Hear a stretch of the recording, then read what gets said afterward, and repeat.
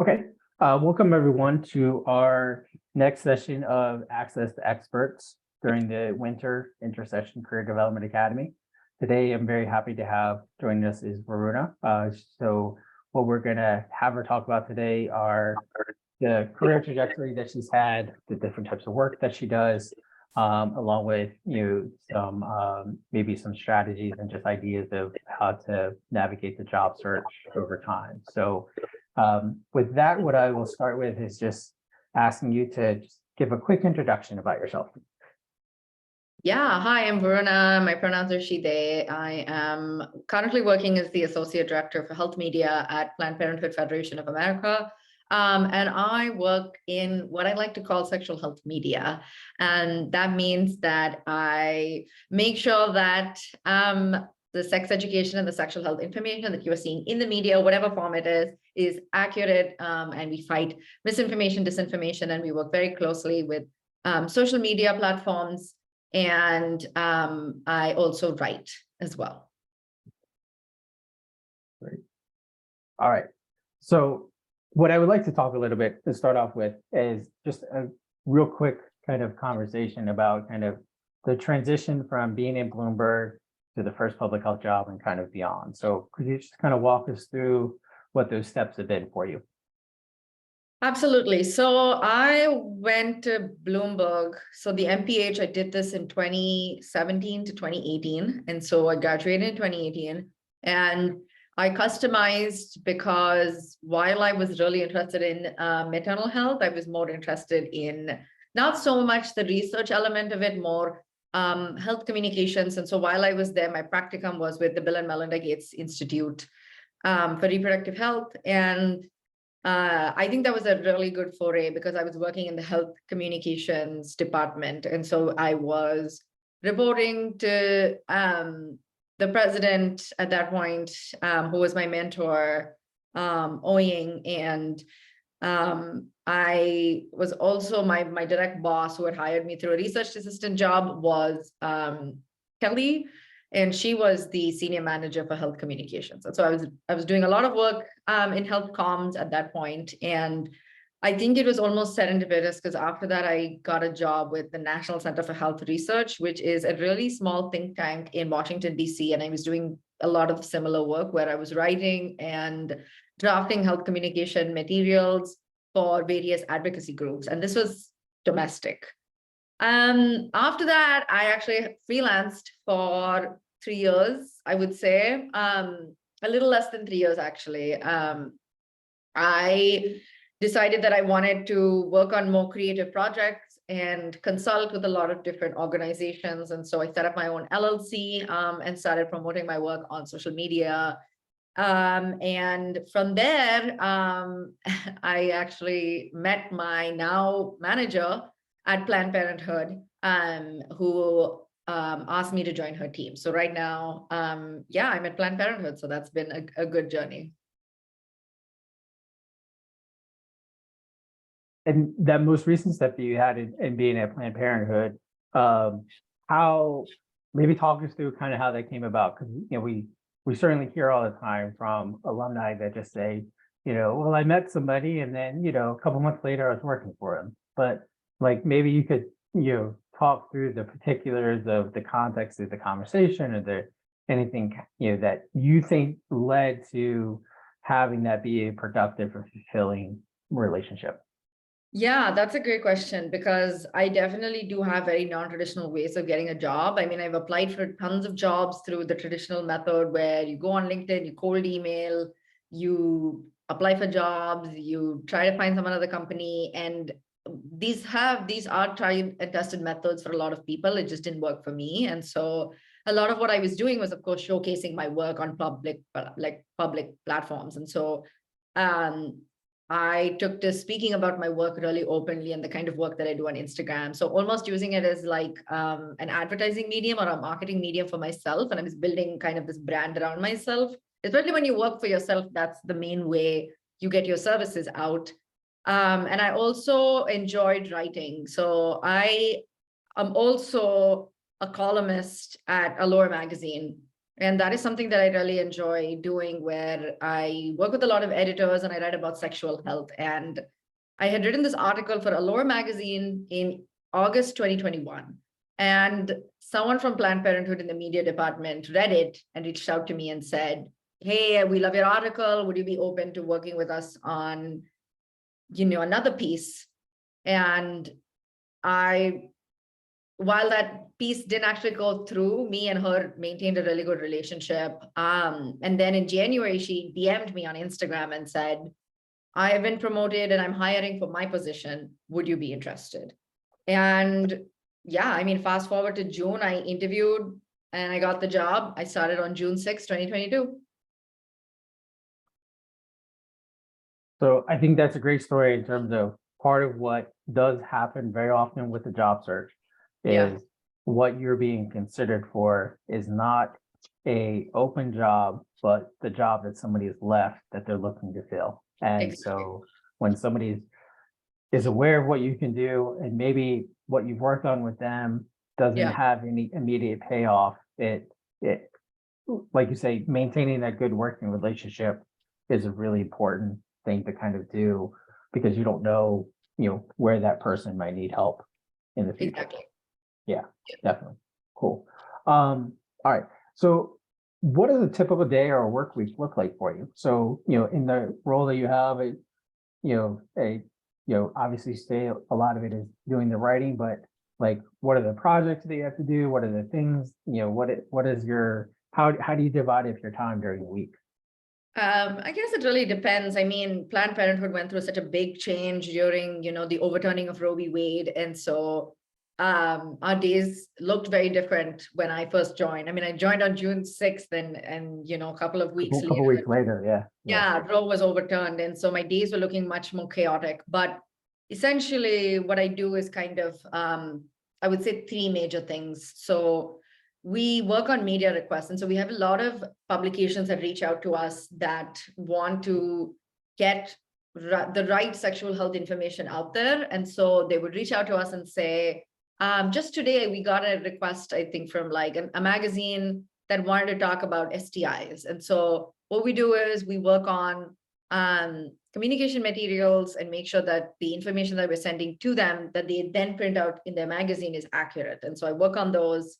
I speak to reporters all the time about this. And the second thing I would say is media trainings. And so we have a lot of doctors and we have a lot of CEOs at Planned Parenthood at different affiliates. And if we want to get someone on the radio, we want to get someone on TV or, go on like a press junket or go to a conference to talk about sexual health / Planned Parenthood, we train them.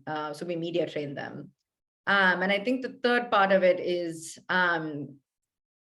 working on AAPI related materials. And so ensuring that we have educational materials related to abortion, contraception, STIs, that aren't just accessible to one population, right? But I specifically am working on communication materials related to like AAPI populations. And we have various departments that do that. So we have Latino communications, we have Black media communications. And so every day just looks different. I think whatever comes up in the moment, whatever long-term project I'm working on kind of takes precedence that day. But it's all super, super media related and very fast paced. So I'm a very extroverted person and I think this is kind of the right job for me. Got it. Sounds like too a lot of like project management skills also, just, kind of managing different things going on at different times as well. Yes. Yeah. You have to be a self-starter and kind of manage your own time, I think is something that I think is valuable. Got it. All right. So I want you to think now back to the time of before coming to Bloomberg, while at Bloomberg, and then even to when you left, is how did the expectations of what you thought you were going to do change along the way?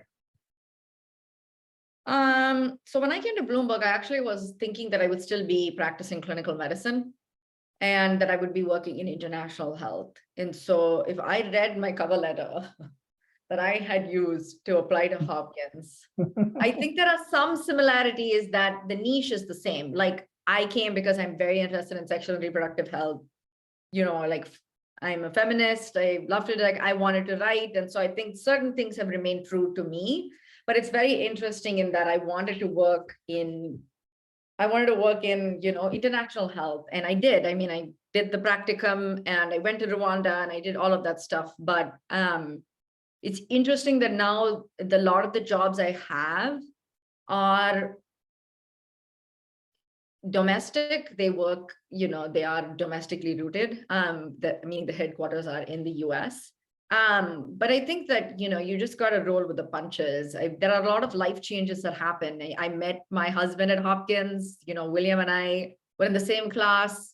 We met, we dated, we fell in love, we got married. And, he's working in the healthcare system in the US. And so the international travel took a little bit of a backseat there. And so I think that, talking exclusively about like career expectations, I do think that we come in often with an idea of how our life is going to be. Like, we're like, I'm going to travel the world, I'm going to do X, Y, and Z. And I love my job right now. And I do think that they changed for the better. Of course, when you're going through change, it feels odd. You feel like you're not sticking to your original plan. But sometimes I think that you just have to roll with the punches. Yeah, and I think it's helpful to kind of, really try to know you can have a plan, but it's also assessing each time that you're going through it to say, Yeah. what do I want to do different now? But it's, always reflected back on it to be able to kind of say, I'm still enjoying what I'm doing. I'm not miserable in the work or anything like that. Yeah, absolutely. Got it. All right. So thinking too about, those having to make a shift fairly quickly or having to decide in that short amount of time that you're in Bloomberg, whether it's the 11 months or 12 months, or if it's beyond that or whatever it is, how did you feel like that you could, like when did you start to change your mind about what you wanted to do, and how was that experience for you? It was funny because when I came into Hopkins, I was very much like, I'm just going to throw everything that sticks to the wall. I'm going to do different things. And so I took a lot of different classes. I think that when I came to Hopkins, I knew that I wanted to pivot from working in a clinical career in medicine to working in a public health, more creative career. And that route isn't that easy to make. And so I wasn't really sure of the skills that I needed. And so what I did at that point was in the beginning of the year, I started taking a lot of random classes. Like, I don't even use biostats, but I took the medium biostats. So I challenged myself. I took ArcGIS.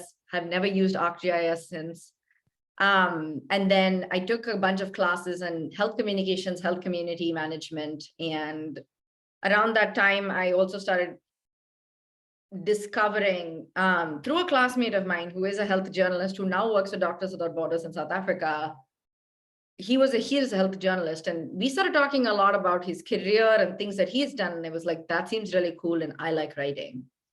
And so I said, what is my marketable skill, and what is something that I'm good at that I can continue to do, but I'm also enjoying? Because I don't enjoy numbers. I don't enjoy ArcGIS. I'm not really a brainiac. Like, I don't want to really do the numbers thing.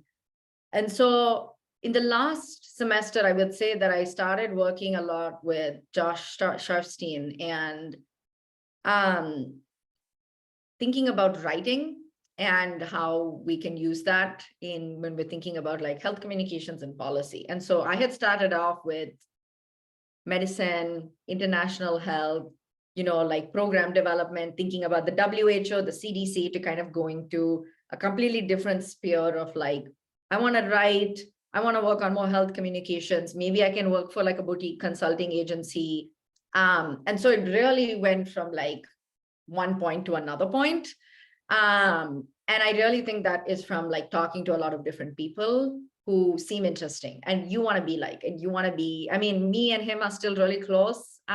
He was invited to my wedding. I was invited to his wedding. And so I do think that friends can really help shift your perspective and can help you guide with or help you find what you're interested in. Because I really do think that talking to him was really pivotal in helping me change and shift my career plans and telling myself by the end of my MPH, like, I actually like working in health media. I really enjoy working in health communications. And that's actually what I really want to do. So there's a lot that you said there that I want to kind of touch on. So I think one thing that really stood out to me was it felt like you test drove a lot of things. Like Yeah. I went on a test drive to see, Yeah. oh, I don't like stats and I don't like, ArcGIS and all that.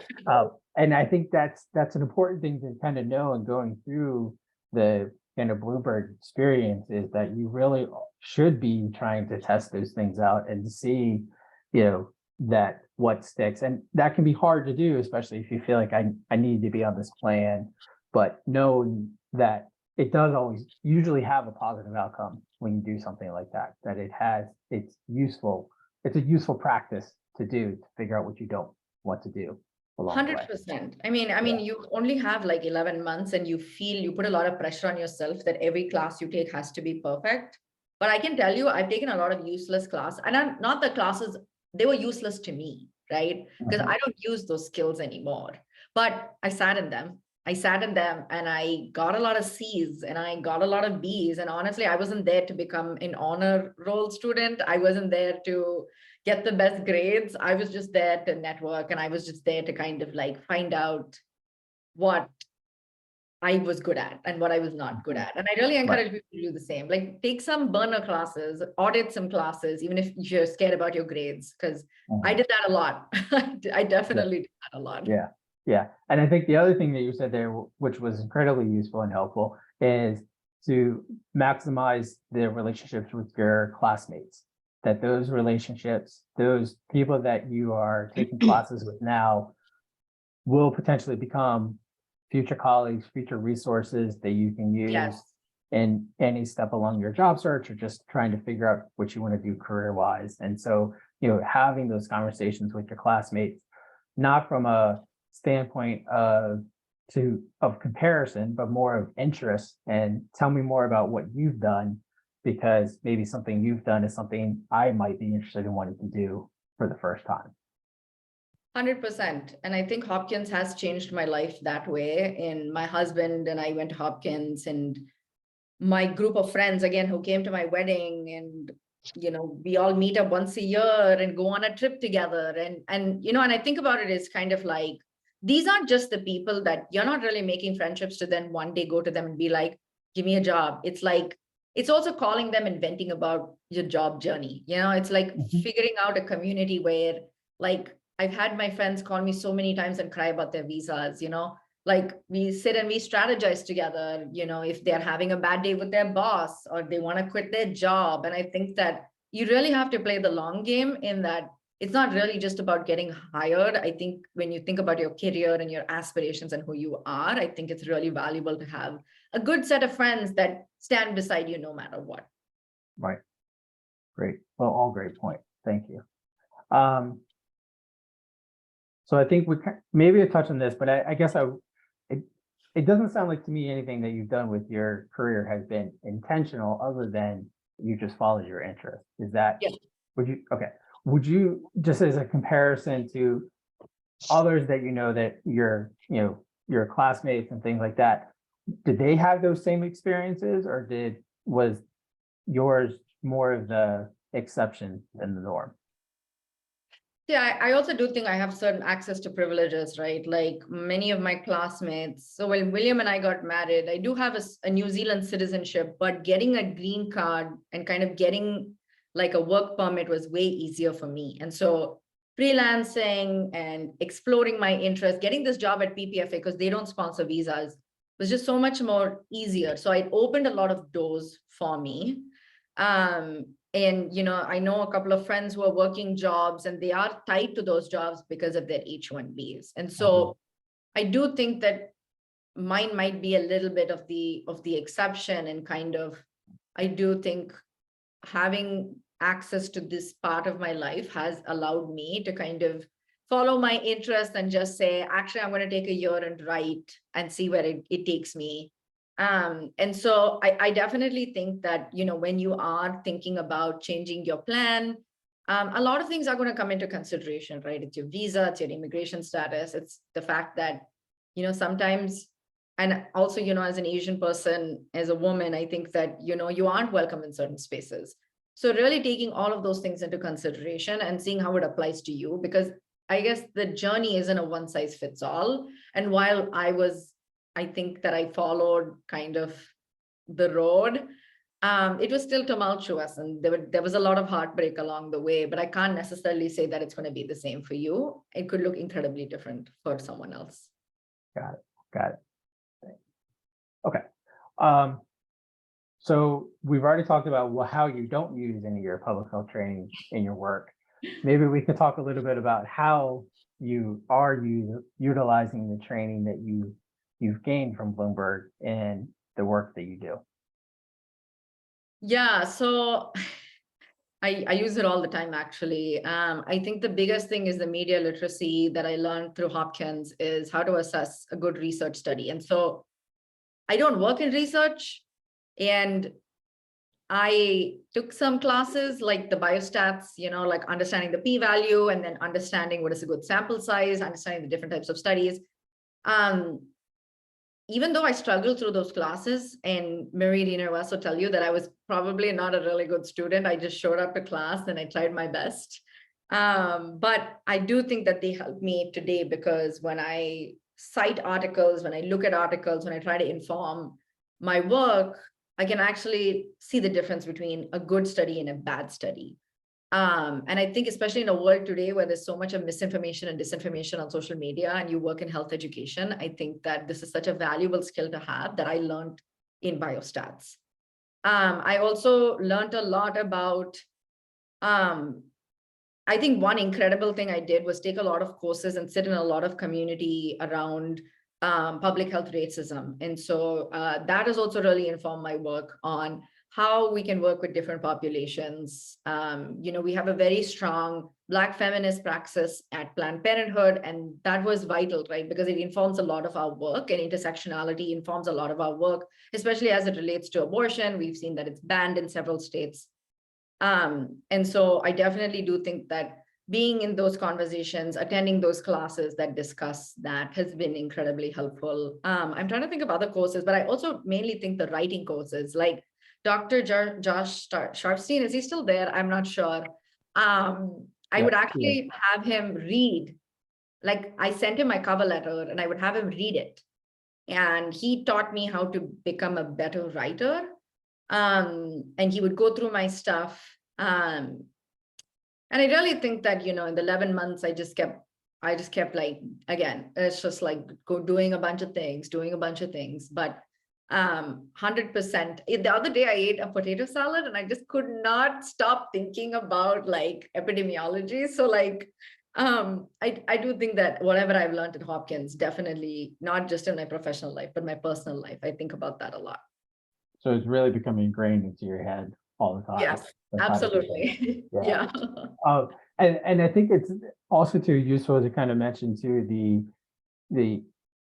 I almost want to kind of say it's the trial and errors and the skills that you've learned along the way, which is, refining something or getting better at the writing, for example, or using the time while it can be very short, but using it as a way to either learn something new or to make something that that you want to do better, or make it more useful to anywhere that you're going to be working in the future. You might not recognize it in the moment that you're doing it, but then when you look back on it, you'd be like, oh, well, that experience that I had while I was in school, really played a part in what I'm doing today in this job 3 years later or something like that.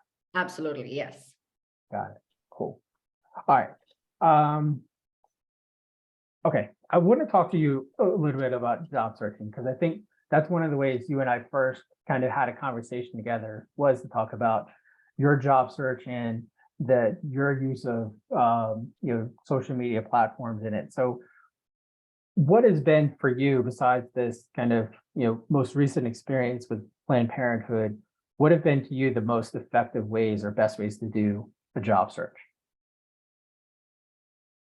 So I definitely strayed away from LinkedIn and I spent a lot of time on Twitter and Instagram. And a lot of the people in my field that I am friends with, that I know do cool things, are on Twitter and Instagram. And I found a lot of success on these apps because here's the thing, right? And I was telling someone else about this as well. I think I was telling my sister-in-law because she said, do you cold pitch? And I said, actually, I stopped cold pitching. And what I think about LinkedIn, and this may not be the case for a lot of people, is I do think that LinkedIn is a little bit more professional and the demographic skewed a little older people. And I think that millennials and possibly Gen Z do it a little bit more differently now. And so what I started doing was I started following people that I thought were cool on Instagram and Twitter, and they all have public profiles, right?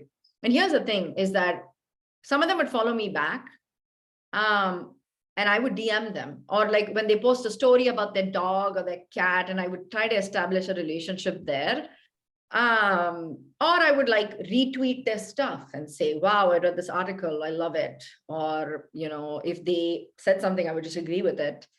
And that would kind of be the gateway. And then I would DM them and say, hey, you work at this place, right? I think your work is really cool. You think you maybe, if you live in New York City, you want to grab a coffee sometime.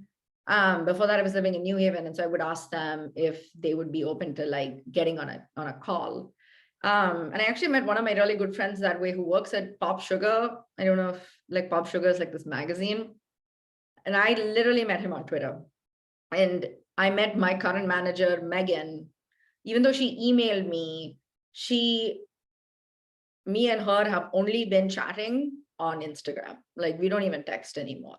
And so I really do think that that has been an incredibly, and I almost like answered, like, I guess another question, which I often talk about is like, how do I use social media in my job search is literally just that. I think that for me, having relationships and then learning more about what people do, I think are just incredibly cool because you're like, hey, you're cool. You're doing this really cool thing. How did you do this?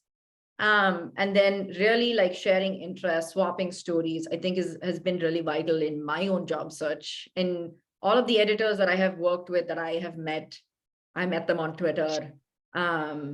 People that I work at other organizations. And also like, I think I say yes to a lot of things. So when people invite me to dinner, I met someone the other day and they happen to be in the same line of work as me. But we like had a couple of drinks together and we ended up getting along so well. But I feel comfortable enough texting them tomorrow, you know, if I needed like a leg up or something. So I definitely think that the socializing for me is the way that I job hunt.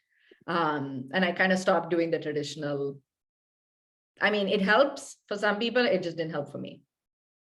Well, and I think what you're kind of mentioning there is that everybody should find the style that they think works well for them, Exactly. works well for their personality, works well for the maybe platforms that you want to use that you're most comfortable with. Yeah. I think we sometimes will say that sometimes a good thing about LinkedIn is that it allows for the introverts to still develop professional relationships with people because they can kind of use the profile as a way to introduce themselves and build the connection first, and then go through the more formal kind of meet and greet type of things. Yes.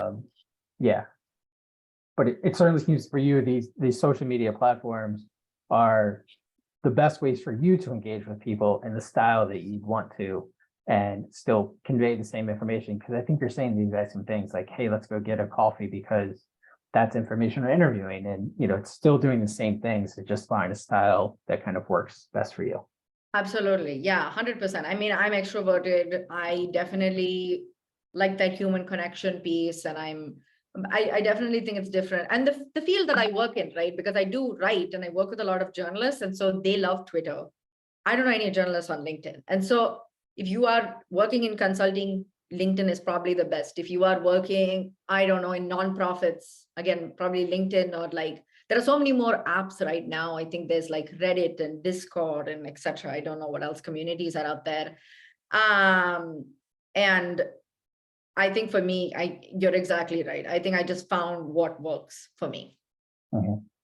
So I want to talk a little bit about kind of, I guess, the idea of how transitioning from a role of being the consultant where you have to be promoting yourself and then now having to work, for on behalf of an organization and being able to kind of convey their messaging. What are the commonalities that you find with doing that work? And then what are some of the big differences when you're working on your own and then working for a company? I mean, there were several, right? When I say consultant, I mean, it's different. Consulting is different. I wasn't doing traditional consulting where Right, I was pulling banks out of merge with each other. I wasn't giving like right, it's more giving nonprofits kind of advice on how to yeah, run social media campaigns and how to be more creative, because we live in a world where, again, these kinds of insights matter. And so that was kind of the consulting I was doing. mhm, I will say that traditionally, consulting is exactly what you think it is. There are some months that you do really well. There are some months that you don't do well at all. And so, because a lot of my work was centered around sexual health and, like, of course, LGBT health, observances did really well. And other months were kind of like dead, there wasn't much work to do.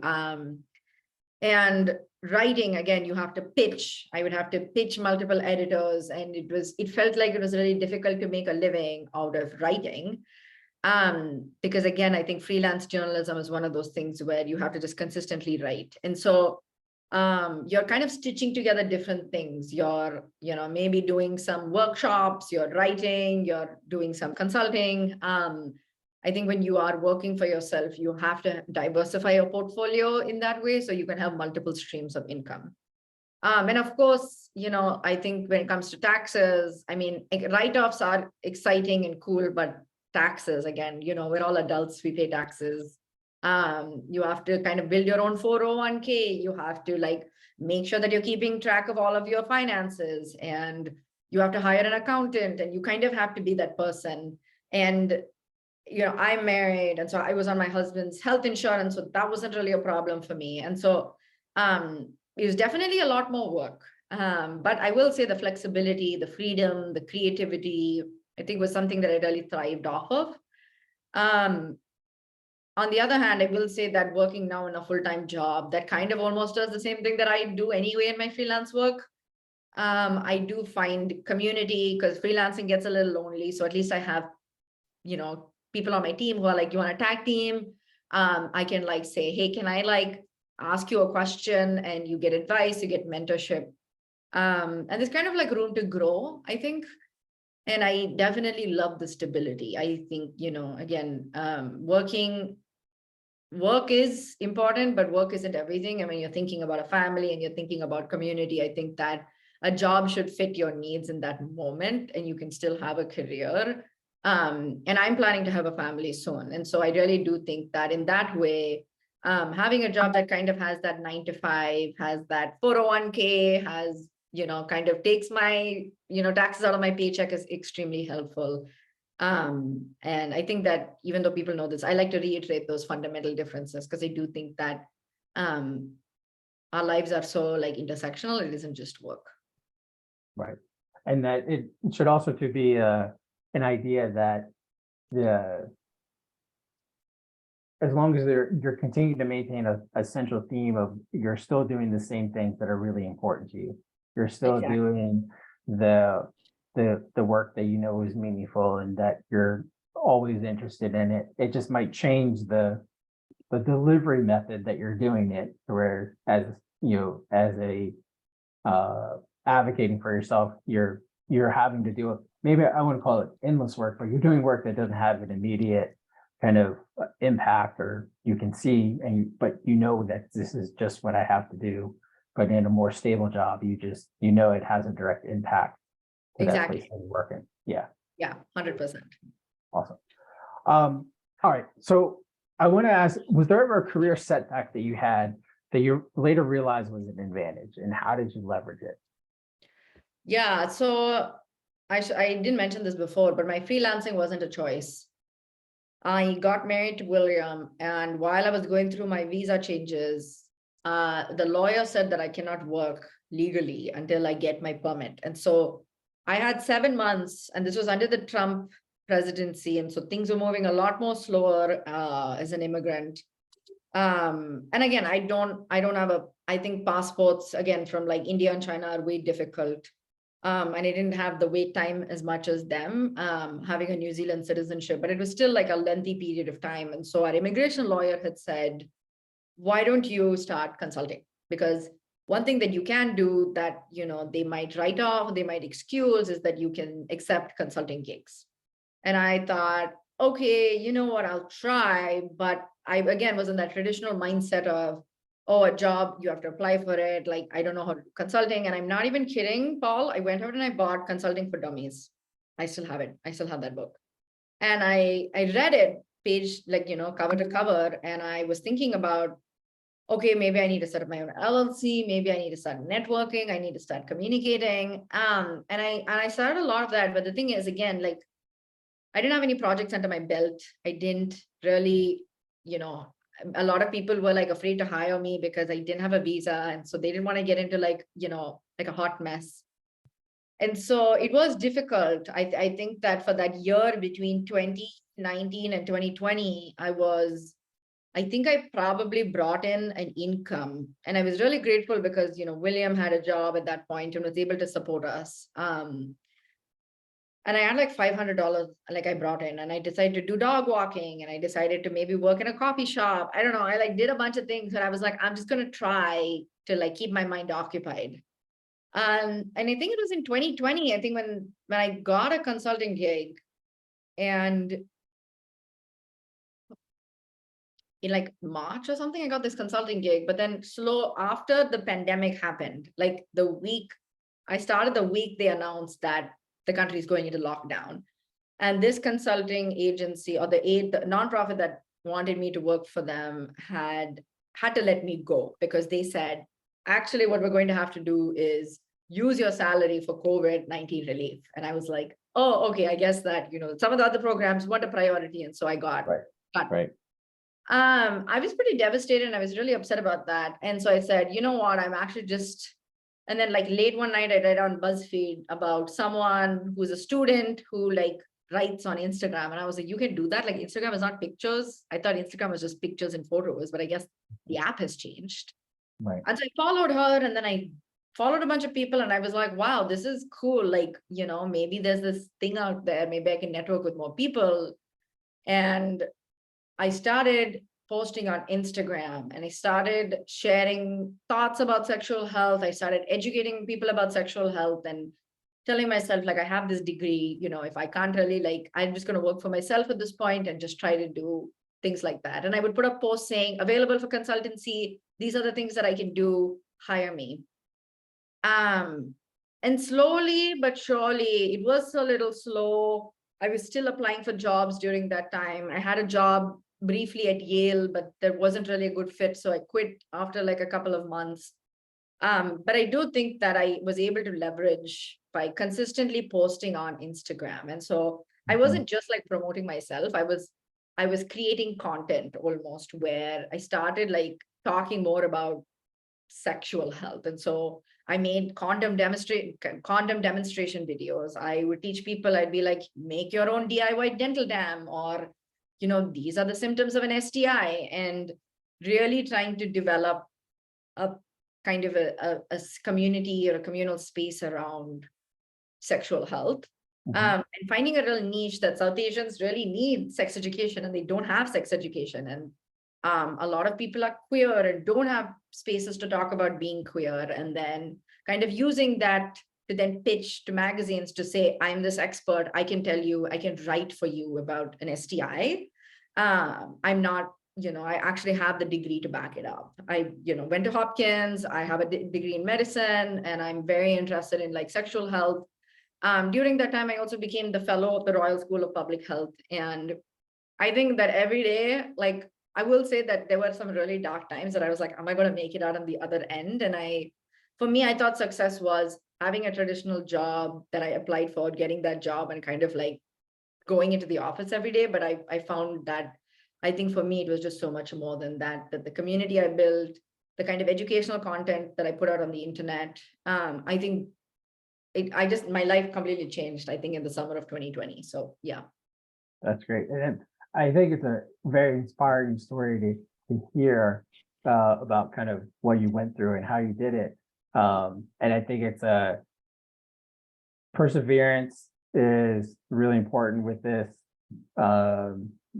Having and the idea too that if you keep it focused on the work that you want to do and what it is that you know and what it is that you care about, that there most likely will be, like you say, a community out there that will appreciate it and want to know kind of what it is. But it's to really not have a set expectation of like, this is what my career path is going to look like, because there's a very strong likelihood wherever it is that you go was not the path that you intended to go on.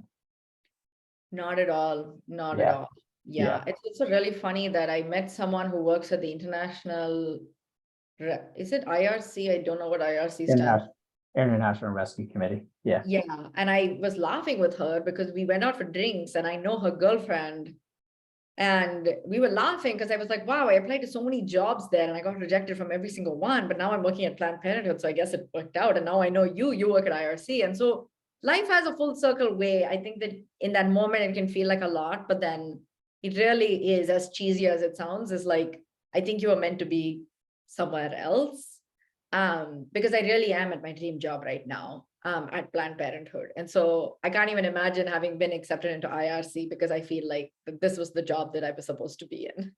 Well, and I almost kind of feel like it's easier to say it after that it's happened, but it's almost you have to kind of trust the process of knowing that I'm coming from a good school, I'm coming from a place where I have strong training. It might seem like it's not quite working the way that it should, but there's a large body of evidence to suggest that, doing what you did does pay off. And those are countless stories that I've heard from students kind of doing the same thing is, I'll ask them, if you look back 5 years ago, did you think you'd be doing what you're doing? And majority of them say no. They were like, no, I never thought I would be doing this. Or they did think they were going to be doing it, but then the way they got to it was a very roundabout way, but they're still in, something that they thought that they might want to be in down the road. 100%. Yeah, it really is a lot of patience in playing the long game. Got it. So I want to see if there's anybody that does have a question. If you want to put something in the chat, feel free to unmute if you have a question for Varuna. Because I think it's really, you've had shared some really, really great advice today, and really do appreciate it. But I want to see if anybody has a question that we could get answered while you're still here.